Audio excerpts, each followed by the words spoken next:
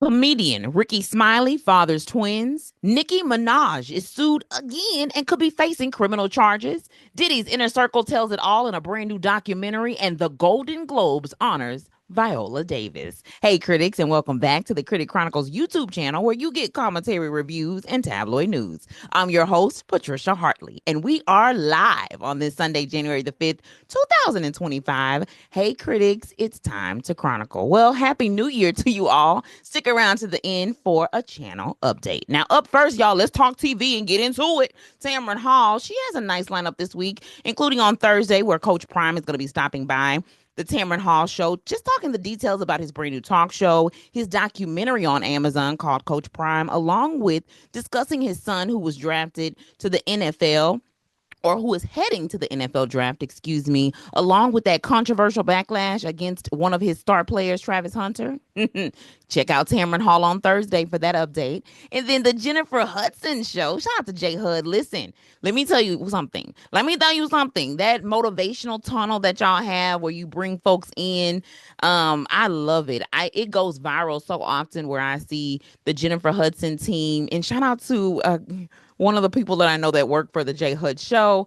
But I will say all that. I said all that to say, let me get to the actual lineup. On Monday, television host Karamo is going to be stopping by to talk about the new season of Queer Eye and also bonus episodes, which will be shown from former First Lady Michelle Obama's recent chat with Jay Hood. On Tuesday, she's going to be having actress Tiffany Boone, who's going to be making an appearance to talk about the highly anticipated Disney film Mufasa, The Lion King. On Wednesday, actor and rapper O'Shea Jackson Jr., if you don't know, that is the son of Ice Cube. He's going to be making his way to the J Hud show to discuss his brand new movie, Den of Thieves 2, Pantera. Also on Thursday, Jodie Smith Turner, she gonna be stopping by to talk the hit series, The Agency, in which he stars in. But I'm more interested to know if her ex has cut that check because he owes her child support and also, I believe, some back pay for spousal support, if I'm not mistaken.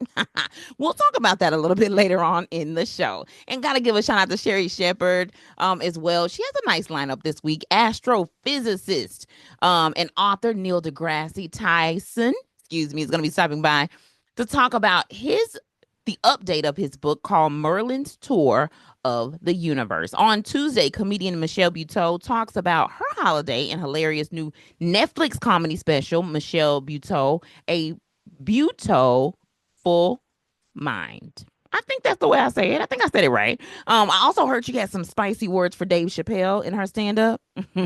Shout out to Michelle Buteau because I will admit one of the first events that I ever hosted when I was in college was as a result of a cancellation. And one of those main cancellations was from Michelle Buteau. And I'm not sure if she got another opportunity to do something else, but she basically couldn't come to the show in which they had booked her. And so they needed somebody at the last minute to come in and host. And they said, "Hey, girl, are you available?" And I was like, "Hey, y'all, of course. I'm available to you."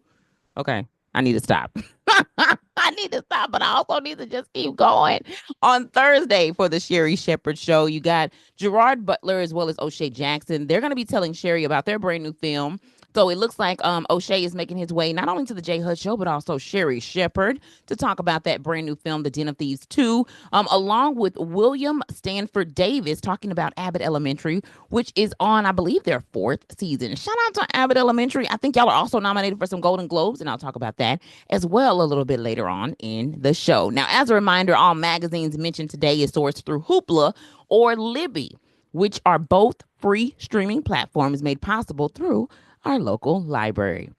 Here at the Critic Chronicles, our goal is to provide quality but juicy content from websites, digital magazines, and tabloids, most of which are sourced through our public library. Research from the National Library of Medicine show that there are an estimated 17,000 public libraries nationwide, totaling 4 million visits each day. Public libraries are civic organizations that are committed to providing invaluable resources beyond books that are free and open to the public. Get your library card to access thousands of resources today.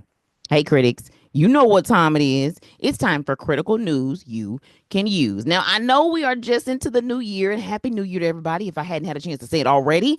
But I got to bring up the fact that one of the things that tickled me a whole lot was when Roy Wood Jr., the comedian, one of my favorites, by the way, He was at New Year's Eve in New York, of course, where he basically refused to take a drink from Andy Cohen's tequila shot.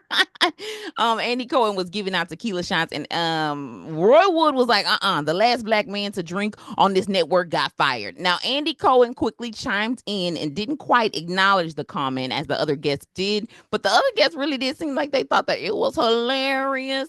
But in previous years, just as a reminder, journalist Don Lemon, who is the black man who was fired that Roy was referring to, was known for just kind of letting loose on the red carpet during this time where they had the New Year's Eve celebration whenever he was hosting.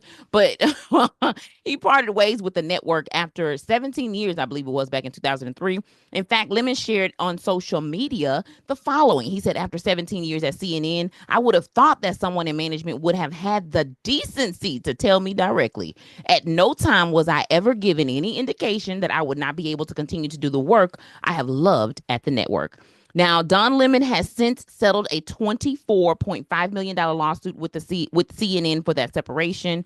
And when I looked it up online prior to the settlement, it was reported that Don was making about $4 to $5 million per year on the show. So the settlement was for about 4.5 to 5 years of pay, basically. Now, currently, Don is running. I know I'm in this man's pockets, right? But I just wanted to do, I don't know why, but I just had in the middle of the research, I was like, let me do the math. Let me see what that look like.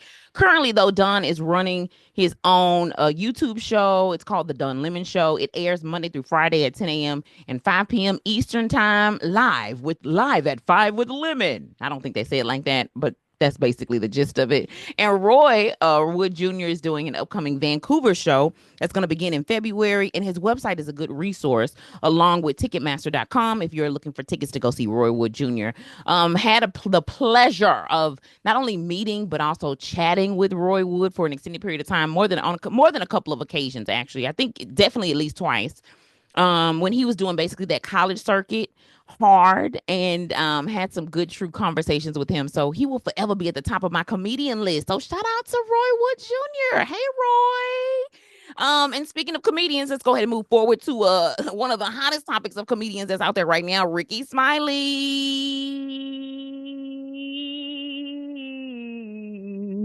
I don't know where that came from, but Rickey Smiley, y'all, just fathered twins, and he just told us. And guess how old they are? It ain't like they was born yesterday. They was born like 5 years ago. Surprise, surprise, my puppy, surprise. Now, I first saw this actually on YouTube where he was doing the original interview, and then he actually posted it on his Instagram page. So that's why I saw it next. Now, as a reminder, Rickey Smiley released a book last year, and I spoke in detail about it back on the June 16th, as well as the September the 23rd show.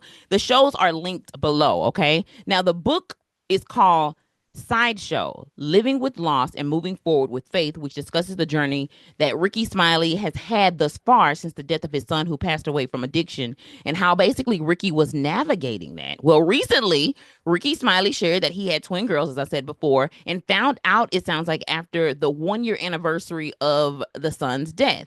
Now, the young lady or the ex-girlfriend that took the paternity test initially thought that it was from another man. So basically, she had another man take the paternity test that she thought was the father of her girls. However, he was not, and it turns out that Rickey was. Now, Rickey also says, this is the part that gets a little scattered. Rickey also says that although he was not originally aware that he was the father, he has known the girls their entire lives, just had no idea that they were his daughters. Now, I know a lot of folks online feel like it's a little suspicious, and I'm with them, Sean, because this is very looking at things sideways, like what is going on, right? But I want to say congrats to Rickey. However, because of questions, I had to look up some more information. And critics over at the Nyla's True Crime Corner, which is a YouTube channel, they got some receipts and some tea that says the mother of his twins gave herself away because she posted under the Shade Room's IG post sooner than the federal bloggers could basically find her. Because you know the bloggers gonna find, like, right? It just would have taken maybe a couple of more days, but because she outed herself and was like, I'm gonna comment about what Rickey said, so she commented, y'all. Well, the woman already basically has another child and has a career as a registered nurse, according to the YouTube channel. She also has reportedly been a side chick for Rickey for 17 years. allegedly. The dude that she originally pinned the father label on also reportedly spoke out and said that the mother of his twins always knew that he was not the father. And this was, in a sense, kind of like a setup, and not just a setup by her, but her whole family. Like her mama was included, her grandma was included, her auntie, her uncle, and them knew, her daughter knew. No, I'm just playing. I don't know if her daughter knew. Let me take her out the equation. But basically, they're saying that this whole family knew this. Now, I'm not sure if Rickey was in on it, but Rickey was around. I'm just saying. It's just look a little suspicious. However, Rickey, don't let us find out that you had no more kids. But if you do, just let us know, because we want to talk about it, right? Congratulations again, y'all, to Rickey Smiley, and thank you for sharing with the world that you are the father of twin girls, beautiful twin girls too, very beautiful. Congratulations again. Speaking of congratulations, the Presidential Medal of Honor winners are in. And I want to highlight a few congratulations to the Medal of Honor winners, including Denzel Washington, who was also recently baptized. Is he a minister baptized, or he just got baptized? I don't remember. I'll find that out later on. Irvin Magic Johnson also received a Medal of Honor. Bill Nye, the science guy, and I didn't write down his real name, but I think it's William something. But Bill Nye, the science guy, is also one of the recipients, and also former First Lady and Secretary of State Hillary Clinton. So while those are not all of the Medal of Honor winners, want to give a shout out and a special congratulations to all of the Presidential Medal of Honor recipients. And speaking of recipient, y'all, I'm so excited to talk about this. I think the Golden Globes is actually going on right now as I'm recording this. But EGOT legend, the legendary Viola Davis, is the 2025 Cecil B. DeMille award winner for this year's Golden Globes. Now, according to an interview that Viola did with usatoday.com, Viola says that the inner child in her showed up when she was told that she won the award. And it's the first award, she says, that made her cry. While the Golden Globe award ceremony is tonight, Viola has already received her award, though, at the Golden Gala, where she was presented with the award from Meryl Streep, which she says, and by she, I mean Viola, she said added to the magic of the honor. She also reportedly did not even use a teleprompter for her speech and took the audience on a 16-minute journey that covered her life from growing up poor in Rhode Island to the curiosity that fueled her Hollywood stardom. Now, her 2022 book called Finding Me is available right now on Hoopla, and it shares the details of her upbringing to her Hollywood breakthrough. Now, Davis has won an Oscar and Tony for her role as Rose Maxon in Fences. And she concluded in her speech that only two people you owe anything to, and that is your 6-year-old self and your 80-year-old self. Little Viola is squealing, and what she is whispering is, I told you I was a magician. Congrats again to the legendary Viola Davis on receiving the 2025 Cecil B. DeMille Award. And speaking of Golden Globes and awards and all of the things, hopefully this post before the Golden Globes is over. But if you don't know, if you go on YouTube right now, there's an entire live stream of the fashion component of the Golden Globes where folks were walking in looking good, looking amazing. I kind of caught a little bit of that as I was finishing up the writing for this particular script, but I wanted to go ahead and say some of my, I guess, highlights from the Golden Globes, not necessarily for it being over, but prior to it starting, might as well. I might as well, even though it's tonight. Now, I do want to share that Jamie Foxx was nominated for Best Performance in a Stand-Up Comedy on TV, and then Denzel Washington was also nominated for his role in Gladiator 2 for Best Supporting Performance by a Male Actor. Congrats to Denzel as well. On turning 70. I forgot to add that part. I talked about the baptism, but I forgot to add that he turned 70. He's entering into a brand new decade of his life. Congratulations, Denzel. Best performance by a female actor in a motion picture or musical includes Zendaya for Challengers and also Cynthia Erivo for Wicked. Epic role for Cynthia. I think Cynthia might also take this one. Coleman Domingo is nominated for Best Performance by a Male Actor for his role in Sing Sing. I think, though, this is just a side note, I'm not sure. I think they seem to be positioning that Timothy Chalamet for that particular role. I think he's the guy that's actually dating one of the Jenner girls, Kylie, I think. But yeah, I think they're kind of positioning him to get something, but we'll see. I do hope though that Coleman wins in that category. Brunson is nominated for Abbott Elementary. Just seen her on the red carpet there on the YouTube live through the Associated Press. She's nominated for Best Director, and I'm rooting, of course, for that. Best Motion Picture Drama includes Nickel Boys, which would get my vote for the category. And for the latest happenings with the Golden Globes, visit goldenglobes.com, or maybe you're watching it right now wherever it's broadcasting. I just don't know where it's broadcasting from. Uh-oh. But we'll know on the next show, okay? Some not so good news that I saw on TMZ.com. Nicki Minaj, y'all, could be facing criminal charges for slapping her former manager. That was slap him, Nicki. You didn't slap him, Nick, did you? Nicki, you didn't slap him. I know, right? Well, the Detroit's police have basically sent a warrant arrest to the Wayne County Prosecutor's Office that is being reviewed to determine whether criminal charges will be issued to Nicki Minaj.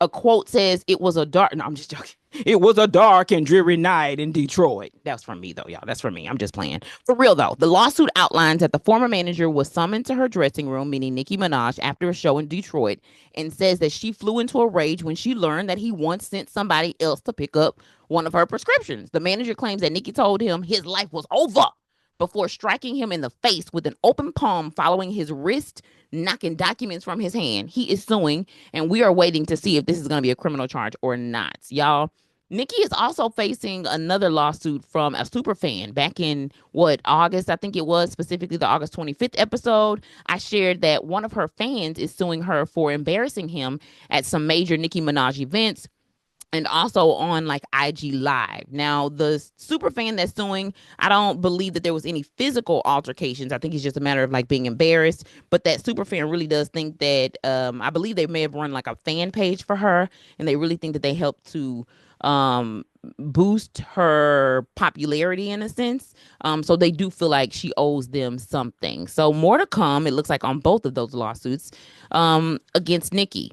Meghan Markle, girl, you've officially returned to Instagram and also released a trailer for your brand new Netflix series called With Love, Meghan. But people are slamming y'all, Meghan, for being out of touch for her expensive jewelry worn during the show, and also being out of touch because groceries, they say, are expensive. Well, the Daily Mail says that the diamond necklace that she's wearing in the, I guess it's the trailer, it was $15,000. And in the trailer, oh, excuse me, let me correct that. Some diamond necklace that she's wearing sells for $15,000. And in the trailer, the jewelry that she had on there saying is estimated to be worth $65,000. I mean, y'all don't know rappers who got chains right now who go on live with chains that cost what, $100,000. Megan the Stallion talked about how one of her gold or one of her chains, I think, cost $1 million.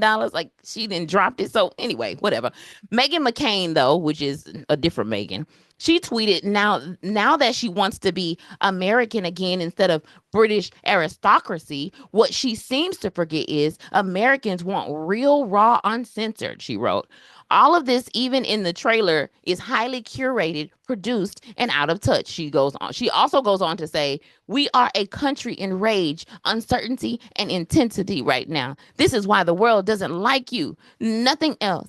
Just completely and utterly tone deaf to the moment." Girl, y'all sound like y'all just literally don't like her. Like, for real. People just sound like they literally don't like Meghan Markle for whatever reason. Well, her show, in my opinion, looks like an escape that we need right now from the chaos of the world for those who are interested. Her and Prince Harry, they already did their foundation stuff back in 2024. And it's a continuation, ongoing thing. That the foundation that they have ain't going away no time soon. Right? Oh, well, I'm just saying good luck to Meghan Markle. And if you want to check that out, be sure to check that out on Netflix. While I can't check it out on Netflix, y'all can tell me below once y'all do check it out and let me know what y'all think about Meghan Markle's brand new show. All right, moving forward to Diddy. If you don't know, Diddy insiders are on the outside telling it all, right? Well, there's a brand new documentary that is set to air on Peacock. And the name of the documentary is called Diddy, The Making of a Bad Boy. Now, the documentary, according to Kay Wicker over at thegrio.com, includes exclusive interviews and never before seen footage. The film also claims to dive deep into the inner world the disgraced rap icon is alleged to have orchestrated. Now, the footage includes footage from his white parties, also studio sessions as well, and more. The 90-minute long special also features interviews with members from the 55-year-old's past, including a childhood friend, a former bodyguard, Al B. Shore as well, who is the biological father of the oldest son of Diddy, which Diddy adopted. Well, sure, being on the documentary really surprised me, if I'm being honest. And I'm looking forward to finding out what this is all about. Okay.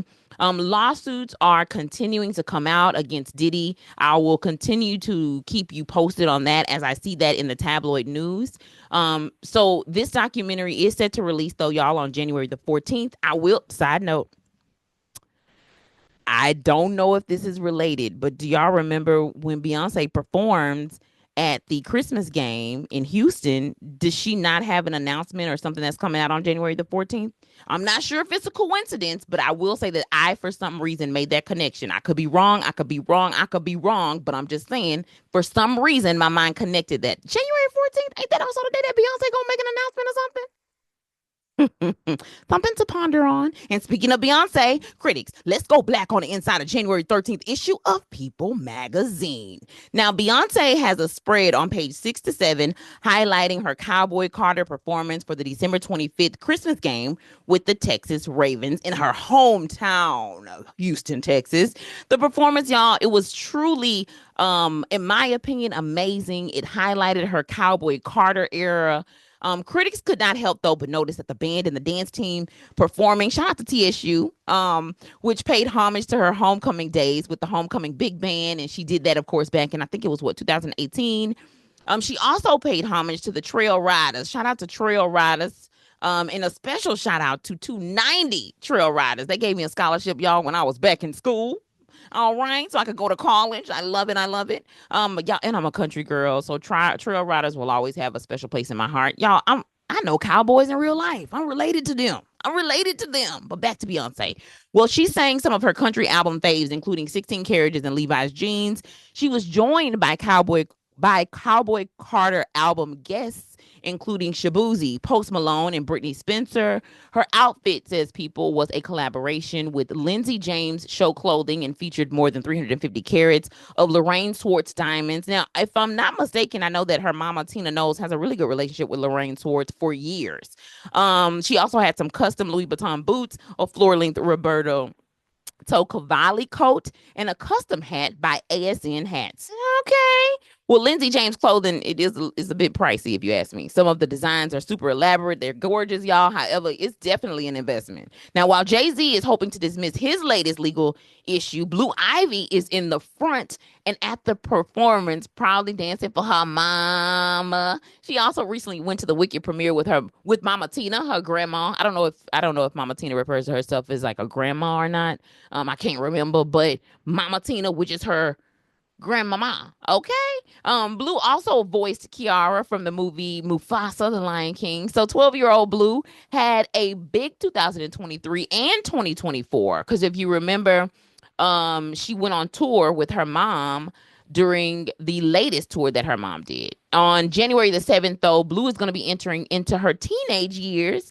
So congratulations and happy early birthday, Blue. I actually think when was Mama Tina's birthday? Wasn't it like yesterday? I think it was January the 4th or so. Well, happy belated birthday to Mama Tina as well.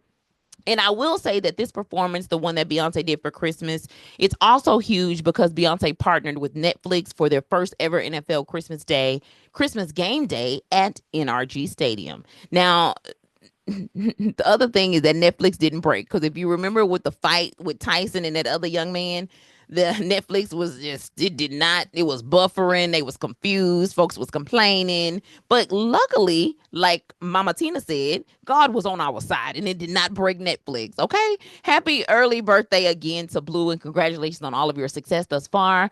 Um, I'm glad to see. I wanted to say this just because I'm so glad that Beyonce is allowing Blue to be able to share in the spotlight and allowing her to just sort of like pave her own path in Hollywood, and do it in a way that really she wants to do it because she Blue actually wanted to dance. So a lot of these things are things that it sounds like just comes based off of the interest of her child and it's not forced up on her. So congratulations, Blue. Also, side note, unpopular opinion.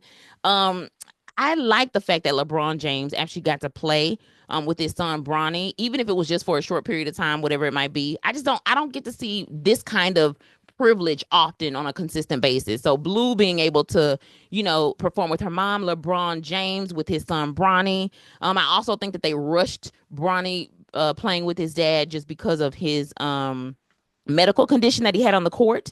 I think it was some sort of a heart murmur. Forgive me if I'm not exact on what happened. But yeah, I know that Bronny had that health challenge and that was kind of scary. So I think they just kind of rushed it to put him in the NBA. But I think his second son is going to be going to, I think he recently announced that he's going to be going to college as well. So let me continue to move on talking about duos and mother daughters and sons and all of the things. Tiger Woods is on page 8 with his son Charlie, who placed second at the PNC Championship. Now, on the fourth hole, Tiger had a proud dad moment when Charlie hit his first hole and won. There was even an image I saw of his ex-wife, remember her, hugging him instead of beating that car with a bat. I remember that back in the day. Critics, I know y'all remember when his ex-wife, Elin Woods, found out that he was hoeing around. And that, I know that's some past news, but let's focus on the present. My bad. I'm glad that Tiger's life is different now, but I believe his life ain't been the same since the divorce that he got back in 2010 with his wife, Elin. However, it didn't stop Tiger from winning the 2019 Masters. So congrats to Charlie as well as Tiger on placing second at the PNC Championship. And Jody Turner Smith is saying that Joshua Jackson has not paid child support. Well, Jody has filed in court documents that Joshua has not paid child and spousal support since y'all October of 2023. And we all know that he's working on a new Hulu show called Dr. Odyssey. Now, the AI internet says that the show's trailer set a record for being the most watched trailer for a new broadcast TV show ever. So the assumption based off of the interest is that, guess what? Josh, you getting paid, honey. You got the money. You got the money, honey. Josh plays the role, just as a reminder, as the lead as Dr. Max, the onboard doctor for a luxury cruise ship where the small but mighty medical team navigate unique medical crises. Jody is seeking $8,543 in retroactive child support for their 4-year-old daughter, Juno, as well as $28,000 per month in retroactive spousal support. She's also seeking $250,000 in legal fees. Jody says that Josh basically promised her that he would always support her, ensured her that she would not have to worry about financial security for their daughter if they ever separated. You want to know why he said that? He said that because he said he understood how difficult life can be as a Black woman and a single mother. And now he is basically reneging on that promise. And we don't need you to do that, Josh. We need you to go ahead and remember what you said and stick to your word. Because this ain't spades. This is court. Now, I wonder what the pillow talk is going to be. I dropped something, y'all. I wonder what the pillow talk was like if Josh told her that, right? I bet he is the kind of, I'm kind of speaking, I don't know if this is true, but I bet he the kind of white man that he be in the pillow talk. You fine, you my chocolate drop. Let's get married, have a baby. Even if it wasn't your idea, I bet he be whispering like the sweet nothings. We remember you, boy, from Dawson's Creek. I don't want to wait for our lives to be over. I want to know right now, what will it be? Come on now, Josh. Get up off that money, boy. You got it. You got it. Quit delaying. I'm just saying. If you missed the previous episodes, no worries. I have linked them below, or you can always browse the channel for the latest episodes. Additionally, I would like to thank all of our 56 subscribers. We are only 8 months into this Critic Chronicles journey. Well, if I'm being honest, this is basically a reboot. The Critic Chronicles actually started off as a newsletter to my family that I used to send to them when I was in college. And then now I've just kind of brought it into YouTube, but it's always been sort of an outlet for me to share my opinion about some of my favorite celebrities and the happenings in the tabloids news. And if I go somewhere where I've seen somebody like a comedy show, I'll talk about that as well. Well, in 2024, we basically uploaded 270 videos and garnered 10,418 views.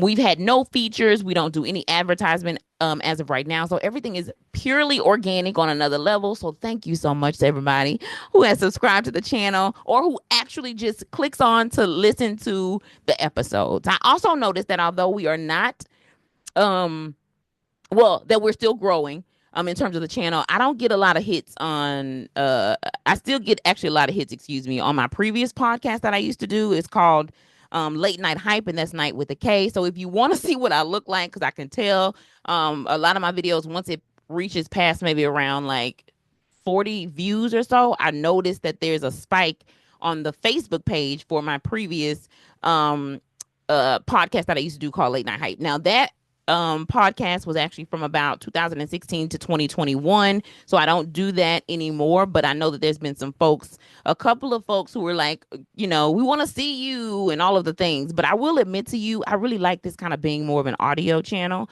But if I ever do a backup channel, okay, I will make sure that there's some opportunities to actually see me. You might see me in the street. You don't know me. I'm not saying that to y'all. I don't know why, but that song just kind of popped up in my head. And as it pertains to the Critic Chronicles, y'all, we are back to just linking up on the weekends again for at least maybe like the first quarter of the year. So just kind of expect sort of like a weekly weekend show, either on a Saturday or a Sunday, and maybe a few scattered shows as time allows. Now, as of now, we're still using the public library as our resource, as explained earlier in the show. And these shows include Black on the Cover as well as Black on the Inside, where we highlight Black excellence and gossip in Hollywood, breaking news for stories that break suddenly, and also the Critic Chronicles show like this. That's our weekly formatted show. Thanks for tuning in to the Critic Chronicles YouTube channel, where you get commentary, reviews, and tabloid news. Be sure to like this video, subscribe to this channel, and hit that notification bell so you never miss an upload.